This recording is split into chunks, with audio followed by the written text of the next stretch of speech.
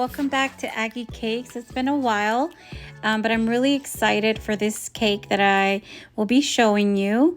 I did use an 8x2 strawberry cake, only one layer. That's about like 2 inches pan. What I'm doing there is actually cutting. This is a brain theme cake, and I made it especially for this Halloween season.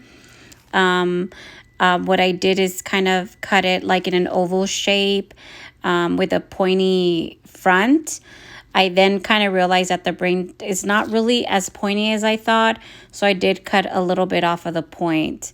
The good thing about this is that usually when I carve cakes, there's a lot of like leftover cake, and sometimes I even end up throwing it away, which kind of sucks. But this time around, I basically used all of it, which was pretty neat. Nothing really went to waste. I mean, there is some pieces there, but it wasn't a lot. So, my girls did eat it afterwards.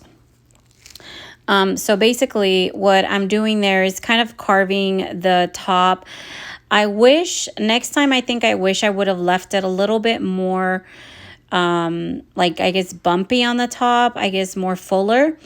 Because I think I did overcut it, which made it a little flat. And a brain is kind of, excuse me, it is a little bit more rounded on top.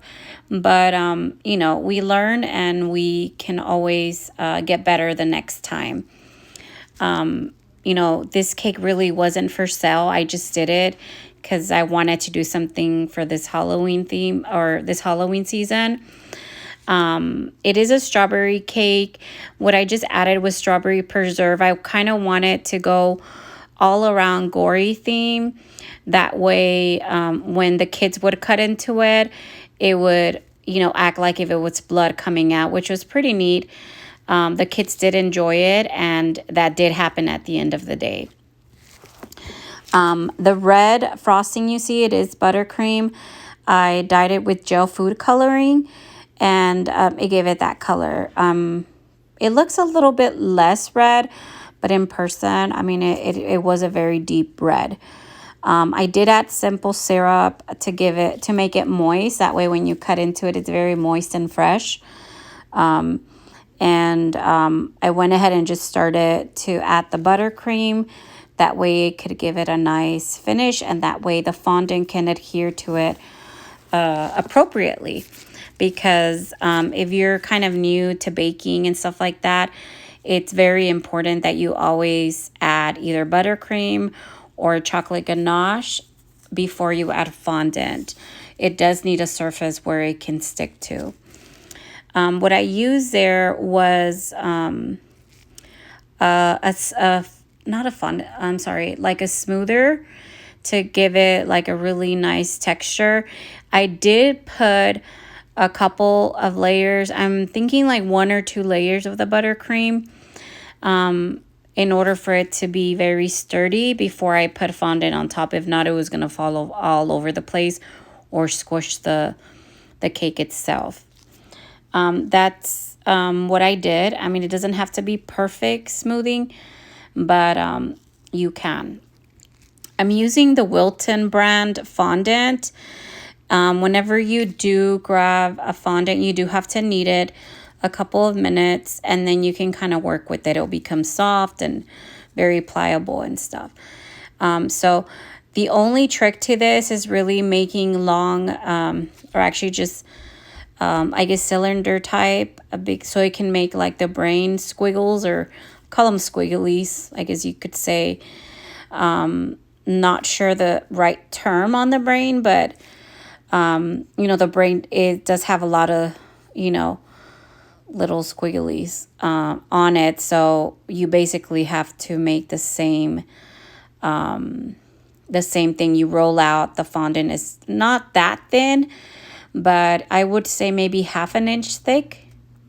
No, I'm sorry, that's too big too. That I would say like 3/4 of an inch. And then you just kind of start putting it on the cake.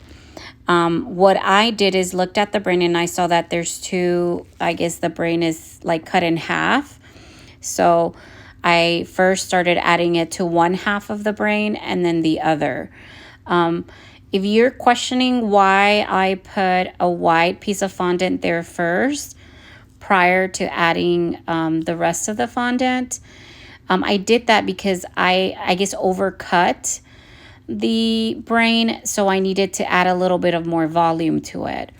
So that's the reason for that. You don't have to add that unless, you feel like you messed up as well, you overcut, etc. So what I did notice is that it did take up a lot of fondant versus if you were just laying a straight, layer of fondant. Of course, this is going to take a lot more because you're putting it, it's kind of thick, and then you're adhering it in a way that you're going to be using more fondant than usual. So just be prepared for that. I usually buy I can't even think about it right now, but I basically use like a package and a half, which would be probably like 1.5 pounds of fondant for just an 8-inch cake. So yeah, so just be prepared and, charge accordingly if you are selling this cake. I did have a lot of fun making this, and as you can see, the red buttercream did start to come out of the fondant, or I accidentally touched it with my gloves and it kind of came out. But I have no problem with that because, it is going to be a bloody brain. So at the end of the day, it actually looks pretty good with the background being red versus white. Well, white would have been okay too, but I want it to be as realistic as possible. So I'm basically done putting all the fondant there. I'm squishing it together, or actually kind of making it a little bit more, I guess, the way a brain should look. That's why I'm patting it. I use the end of a brush to give it more of an indent to the middle part of the brain. And I added food coloring and a little bit of water to the gel to add the red part of the brain. The middle part of the brain had a little bit of black gel food coloring with a little bit of water. What you just saw right now is piping gel. I added gel food coloring to that as well to make it, bloody and more realistic. Because just by itself, as you can see, it's very matte. Doesn't really look as realistic. So I wanted it to look very realistic. Maybe a brain that just came out of somebody's body, which is kind of gory, but once again, I made it because we are in the spirit of Halloween, and a lot of cakes are, or for me, I feel like it's a good cake to make during this type of season. I did use quite a few piping gel for this project as well, so be prepared for that as well. I guess you could say it took me half of the container that I had, but everything, it was well worth it. The end result, as you can see, it looks really freaking good. I love it. Let me know your thoughts, and if you liked it, give it a thumbs up.